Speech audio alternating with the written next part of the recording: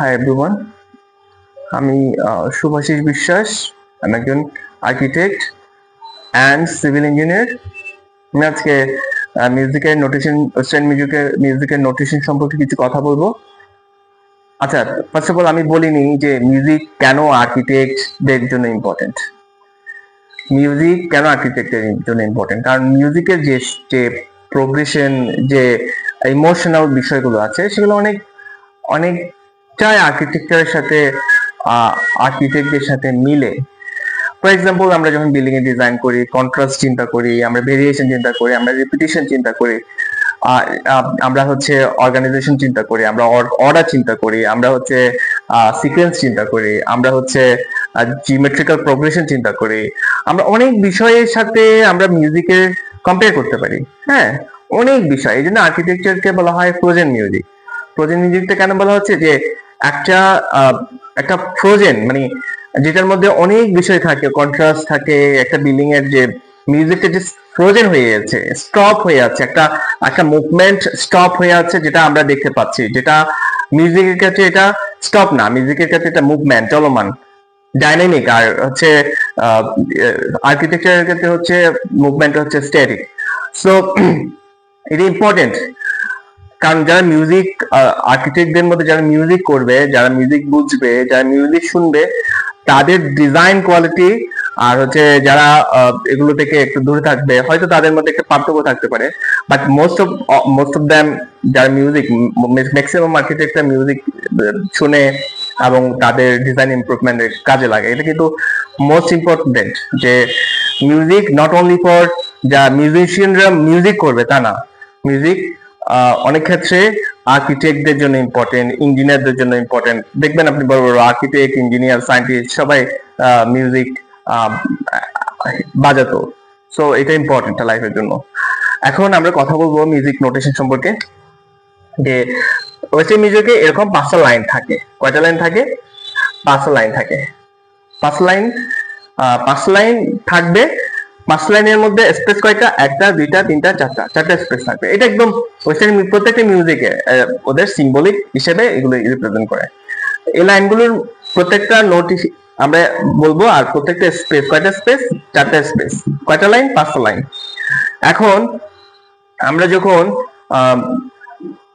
Piano বা অন্য যে কোনো মিউজিকের ক্ষেত্রে এই ট্রাবল ক্লাবটা ইউজ হয়। ট্রাবল, এটার নাম কি? ট্রাবল ক্লাব বা রাইট ক্লাবও বলতে পারি। রাইট ক্লাবে যদি পিয়ানো বাজানো হয়, তখন এই নোটেশনটা, এই সিম্বলটা ইউজ করা হয়। তো এই ক্ষেত্রে আমাদের এই লাইন থেকে শুরু করতে হবে। আমরা যে পিয়ানো বা ভায়োলিনের মধ্যে আমরা কি প্রথম নোট আমরা কি লিখি? সি, ডি, ই, এফ, হ্যাঁ, তারপর হচ্ছে জি, এ, বি, আবার সি। এটা হচ্ছে একটা কমপ্লিট 1 2 3 4 5 6 7 8, এটা কমপ্লিটলি একটা অক্টেভ। যখন আমরা এই নোটগুলোকে যখন এখানে লিখবো, একটা সিস্টেমেটিক ওয়েতে লিখতে হবে। কিভাবে লিখবো? যদি পিয়ানো হয় তাহলে আমরা 61 কিয়ের পিয়ানো হয়, তখন আমরা হচ্ছে C4টা অর্থাৎ মাঝখানেরটাকে আমরা কমপ্লিট একটা অক্টেভ ধরবো। C4 অক্টেভ থেকে আমরা ধরবো। অর্থাৎ পিয়ানোর অনেকগুলো পার্ট আছে, অনেকগুলো অক্টেভ আছে। একটা অক্টেভ, দুটো অক্টেভ, 3টা অক্টেভ, 4টা, এরকম 5টা অক্টেভ থাকে, 6টা অক্টেভ থাকে। অনেক বড় বড় অক্টেভ থাকে পিয়ানো। যত বড় পিয়ানো হবে, অক্টেভের সংখ্যা তত বাড়বে। সো C4 এ যদি ধরি, তাহলে আমরা এটাকে ই বলবো, তারপরে এটাকে বলবো জি, এটা হচ্ছে ডি, এটাকে বলবো বি, সবাইকে বোঝাচ্ছে, এটাকে বলবো বি, এটাকে বলবো হ্যাঁ। তাহলে এটা আমরা কিভাবে মনে রাখবো? এই যে লাইনের মধ্যে যে নোটগুলো বাজতেছে সেগুলোর নাম কি? Every good boy does fine. Every good বয়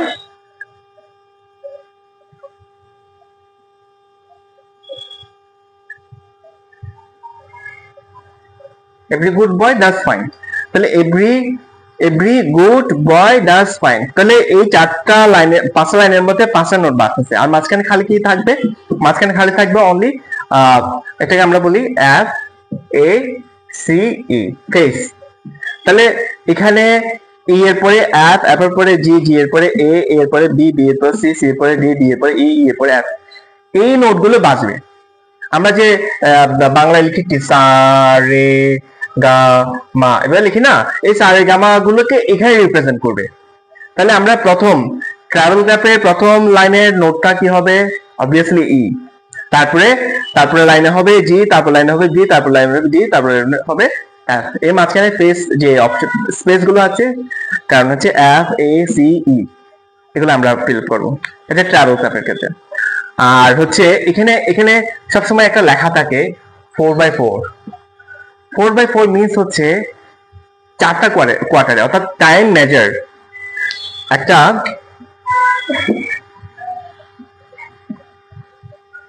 একটু দেখাই, আমরা যখন একটা লাইন লিখি,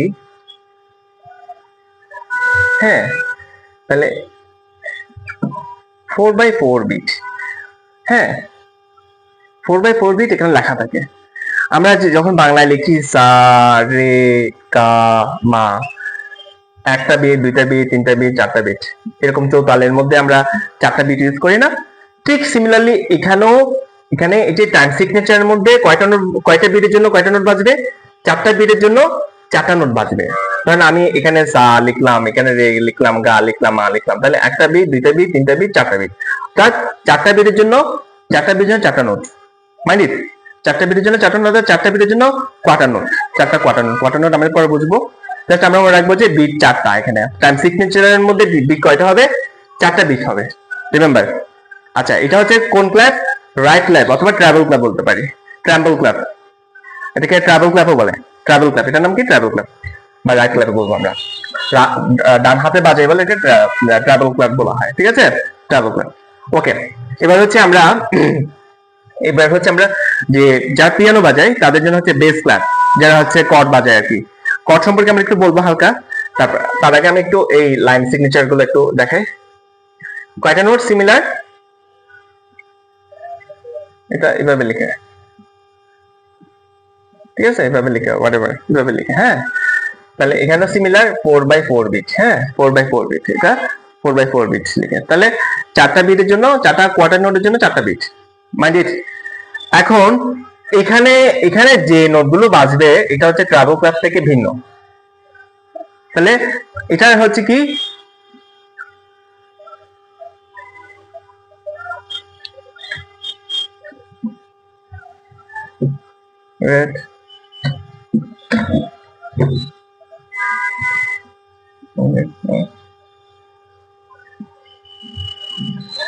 তাহলে প্রথমে হচ্ছে কি? প্রথম লাইনের ক্ষেত্রে জি হবে, তারপর লাইনে যে বি হবে, তারপর লাইন বি হবে, তারপর লাইন এফ হবে, তারপর লাইন এ হবে। অর্থাৎ লাইনগুলোতে প্রথমে কি হচ্ছে? জি দিয়ে শুরু।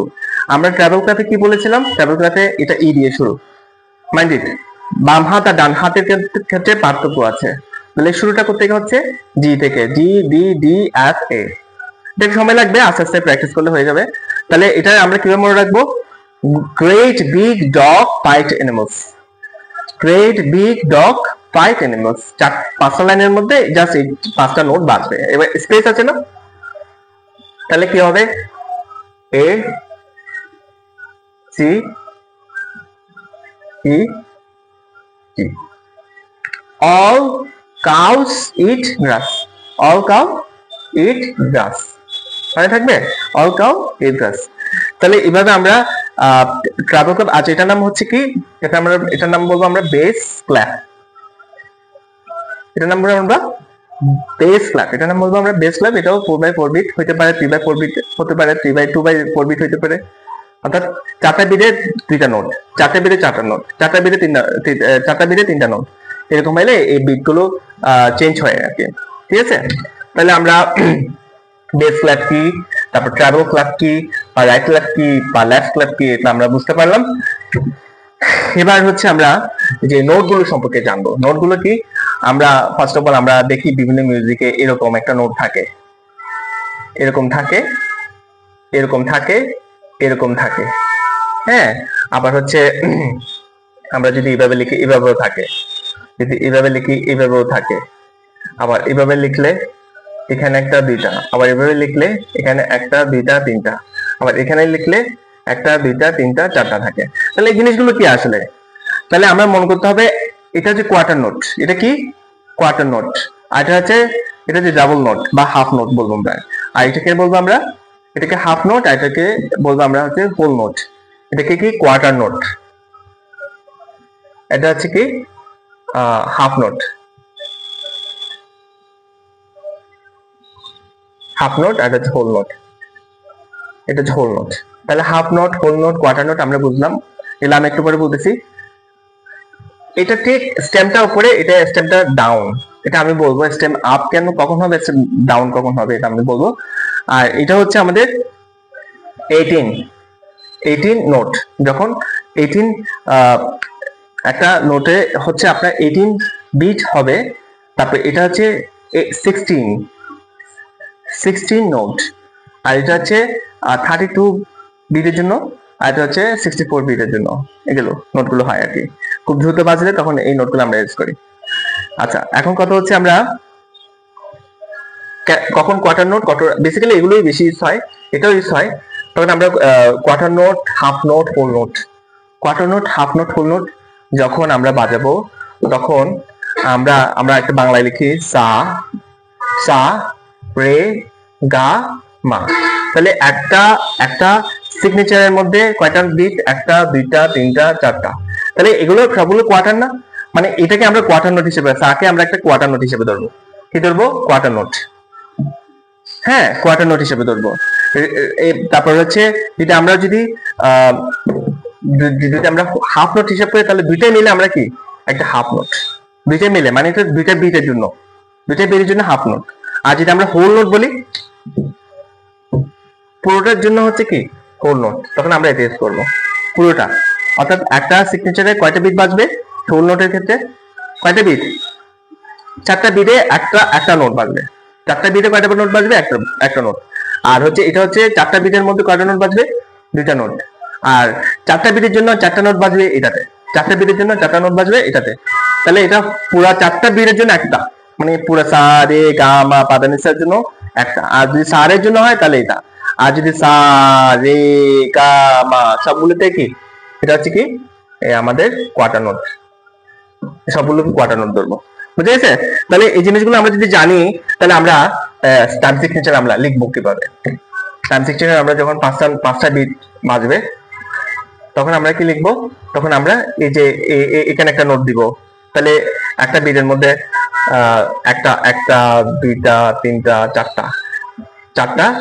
চারটা বিট বাজবে। চারটা বিটের মধ্যে একটা কোয়ার্টার নোট বাজলে, তারপরে এটার মধ্যে একটা কোয়ার্টার নোট বাজলো, এটার মধ্যে একটা কোয়ার্টার নোট বাজলো, এটার মধ্যে একটা কোয়ার্টার নোট বাজলো। তাহলে আমরা যদি এটাকে ই ধরি, ই বি জি, এটা হচ্ছে জি, বি, আর হচ্ছে কত বি, আর হচ্ছে এফ। তাহলে আমরা এই নোট বাজবে, ডি নোটটা বাজবে, জি নোটটা বাজবে, ই নোটটা বাজবে। তাহলে কয়টা? আমরা যদি বলি, যদি আমরা বাংলায় লিখে থাকে এটা ভাবে লিখি, যদি লিখে থাকে ফর এক্সাম্পল সা রে গা মা, জাস্ট আমি জাস্ট লিখলাম আর বোঝার জন্য, সা রে গা মা, চারটা নোট বাজবে চারটা বিটে। তো এটা ইম্পর্টেন্ট যে আমরা কোয়ার্টার নোটটা বেশি ইউজ হয়, এই যে কোয়ার্টার নোটটা বেশি ইউজ হয়, তখন আমরা বুঝতে হবে যে চারটা বিটের জন্য চারটা নোট বাজতেছে। তাহলে এখানে কয়টা বিটের জন্য? একটা বিটের জন্য একটা, তাহলে একটা বিটের জন্য একটা বিটের জন্য একটা, এরকম একটা টাইম সিগনেচারে কয়টা বিট হয়? ইন জেনারেল চারটা বিট হয়, আর বেশি হতে পারে। সো এটা ইন্ডিয়ান মিউজিকে হচ্ছে এগুলো ভ্যারিয়েশন করে, বিটগুলো 3/4 বিট, 2/4 বিট, এরকম ওয়েস্টার্ন ক্লাসিকও এগুলো ভ্যারি করে আর কি। সো এখন আমরা কিছু বিষয় সম্পর্কে জানবো, যে আমরা নোটগুলো জানি, তখন আমরা যদি আমরা এভাবে দেখি যে এরকম 5টা লাইনের মধ্যে আমরা স্টেমটা কি হবে? স্টেমটা একটা হচ্ছে একটা এরকম স্টেম আছে, আর একটা হচ্ছে এরকম স্টেম আছে, এরকম আছে, এরকম লিখে এরকম লিখে। তাহলে আমরা এটাকে এভাবে লিখবো, আর এটাকে এভাবে লিখবো। তাহলে কিভাবে লিখবো? যদি এভাবে লিখি, তাহলে এটা হবে কত নিচের, এইটা হচ্ছে মিডল লাইন, এটা হচ্ছে আমাদের মিডল লাইন, এটা হচ্ছে ডাউন, এটা আপ। তখন আমরা এটাকে লিখবো এভাবে, স্টেমটা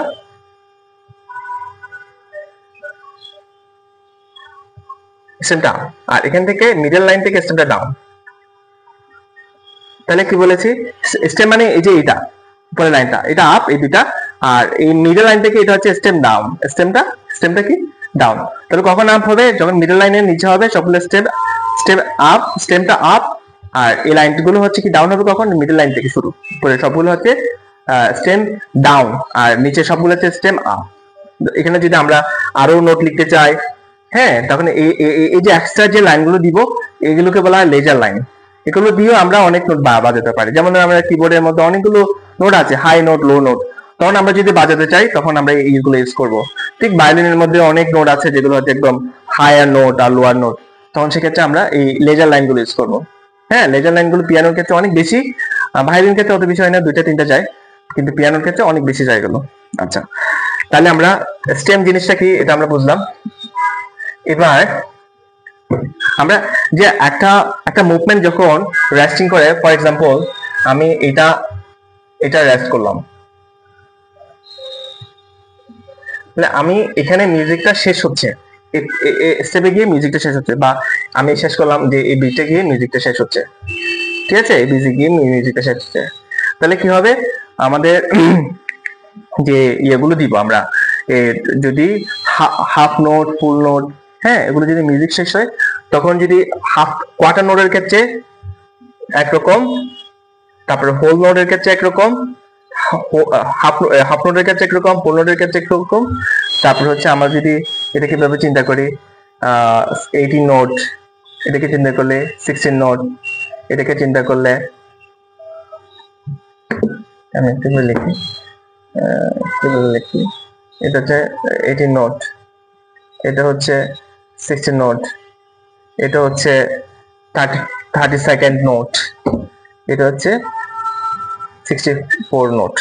64 নোটে চারটা দাগ দিব, এখানে 32 এর ক্ষেত্রে তিনটা দাগ দিব, আর 18 নোটের ক্ষেত্রে দুইটা দিব। এটা হচ্ছে এগুলোর ক্ষেত্রে যখন আমরা লিখবো তখন রেস্টিং গুলো, কোয়ার্টার নোটের জন্য রেস্টিং হচ্ছে এরকম, আর হচ্ছে এই হোল নোট আর হাফ নোট, হ্যাঁ, এটা জাস্ট একটা ক্যাপের মতো চিন্তা করতে, হাফ নোট হলে এরকম, বা হোল নোট হলে আমরা যদি এটা হোল নোটটা কিভাবে লিখি, হোল নোট হলে এরকম হবে, হ্যাঁ, আর হাফ নোট হলে এরকম হবে, উপরে একটা বক্স থাকবে, একটা লাইন থাকবে, আর কোয়ার্টার নোটের ক্ষেত্রে এরকম থাকবে একটা, সিগনেচারে একটা, এই সিগনেচারে কয়টা থাকবে, দুইটা এরকম, মানে রেস্টিং, এগুলো হচ্ছে রেস্টিং। যে আমরা যদি সা সা একটা লাইন, দুইটা লাইন, তিনটা লিখি না, তখন কি হবে, সা সা এর পরে আমরা এভাবে ওয়েস্টার্ন মিউজিকে এভাবে এই দিব, এইভাবে দিব, কোয়ার্টার নোট, এটা রেস্টিং, ঠিক আছে। কয়টা রেস্টিং দেবো, তিনটা রেস্টিং, ওকে। তাহলে এরকম এটার ক্ষেত্রে হবে এরকম কয়টা, তিনটা, আর এটার ক্ষেত্রে লাস্টে 64 বিটের ক্ষেত্রে এরকম থাকবে চারটা। তাহলে এরকম এগুলো হবে রেস্টিং, সা আ আ আ, চারটা বিট আছে না খালি, তাহলে সেক্ষেত্রে আমরা এগুলো ইউজ করবো। কোয়ার্টার নোট যদি দিই তাহলে এরকম এগুলো ইউজ করবো, আর যদি আমরা হাফ নোট দিই তাহলে এরকম ইউজ করবো। তারপর আমরা যদি 18 বিট ইউজ করি তাহলে এরকম রেস্টিং দিব, যদি আমরা হচ্ছে 16 বিট ইউজ করি তাহলে আমরা এরকম রেস্টিং ইউজ করব। তারপর আমরা যদি 32nd বিট ইউজ করি তাহলে তিনটা এরকম দাগ দিয়ে আমরা রিপ্রেজেন্ট করব, এটা যদি দিলে আমরা চারটা রিপ্রেজেন্ট করব 64 বিটের জন্য। তাহলে এভাবে যদি আমরা রেস্টিংটা দিই, সা আ আ রে এ এ রে রে এ এ গা আ আ আ, তাহলে এরকম রেস্টিং গুলো। তাহলে আমরা যদি বলি ই সি মেজর স্কেলে যদি আমরা এভাবে বলি, সি তে যদি বলি সি এর পরে আমরা সি বাজাতে থাকবো, কয়টা বিট, ধর একটা বিট, দুইটা বিট, তিনটা বিট, চারটা বিট, এরকম চারটা বিটের মধ্যে সি বাজাতে চাই, তাহলে আমরা যদি কোয়ার্টার নোট ইউজ করি তাহলে আমাদেরকে এভাবে বাংলার মধ্যে এভাবে দাগ দিতে পারবো না, আমাদের কিভাবে দিতে হবে, এরকম করে দাগ দিতে হবে। বাংলার মধ্যে আমরা এভাবে দিই, কিন্তু ইংলিশে দিতে হবে এভাবে, ওকে। সো এভাবে আমরা হচ্ছে রেস্টিং নোট গুলো আমরা ইউজ করবো। তাহলে ওকে ফাইন, এবার হচ্ছে আমরা রেস্টিং নিয়ে কথা বলেছি, কিভাবে রেস্টিং গুলো লিখবো, হ্যাঁ, তার কিভাবে নোটগুলো লিখবো, কিভাবে রিপ্রেজেন্ট করবো নোটগুলো। তারপরে ধরেন আমরা এভাবে দেখি যে একটা নোটের মধ্যে এভাবে থাকে 5 লাইন, 5 লাইনের মধ্যে এখানে একটা নোট আছে, এটার মধ্যে এরকম একটা নোট আছে, অথবা এখানে এরকম একটা আছে, এরকম এরকম একটা আছে। তাহলে এই নোটগুলো যখন আমরা লিখবো দুটো নোট, তখন একসাথে যখন বাজাবো, যেমন আমরা যে সা রে গা মা পা ধা নি সা, সা রে গা মা পা ধা নি সা, সা নি ধা পা, সা রে গা মা পা ধা নি সা, দুইটা দুইটা করে বিট হচ্ছে না, তখন এই ক্ষেত্রে এগুলো এভাবে ইউজ করবো। দুইটা নোটের ক্ষেত্রে আমরা যদি একসাথে বাজি তাহলে সা রে গা মা পা ধা নি সা, সা সা রে গা মা পা ধা নি সা, এভাবে এভাবে হচ্ছে দুইটা নোটের মাঝখানে একটা লাইন দেওয়া হয়। হ্যাঁ, এগুলো এগুলো এগুলো খুব বেশি কঠিন না, এগুলো আস্তে আস্তে বুঝলে ইয়ে হয়ে যাবে। তাহলে আমরা এই জিনিসগুলো বুঝছি, তাই না, যে এভাবে ইয়েগুলো হয়। এবার আমরা আর কিছু বিষয় তাড়াতাড়ি বলবো, আসলে সময় নেই আমার। তাহলে আমরা নোটগুলো বুঝছি কিভাবে আমরা নোটগুলো বাজাবো, হ্যাঁ, নোটগুলো কিভাবে একটা লাইনের মধ্যে কিভাবে ড্র করা হয়, নোটগুলো একটা বি, দুইটা বি, তিনটা বিটের জন্য কয়টা হয়। মোটামুটি এগুলো হচ্ছে আমাদের আজকে বেসিক জিনিস। আমি আশা করি এই বিষয়গুলো আপনারা বুঝতে পেরেছেন। যদি বুঝতে না পারেন তাহলে আমাকে বলবেন। Okay, thank you all of you. Okay, good bye.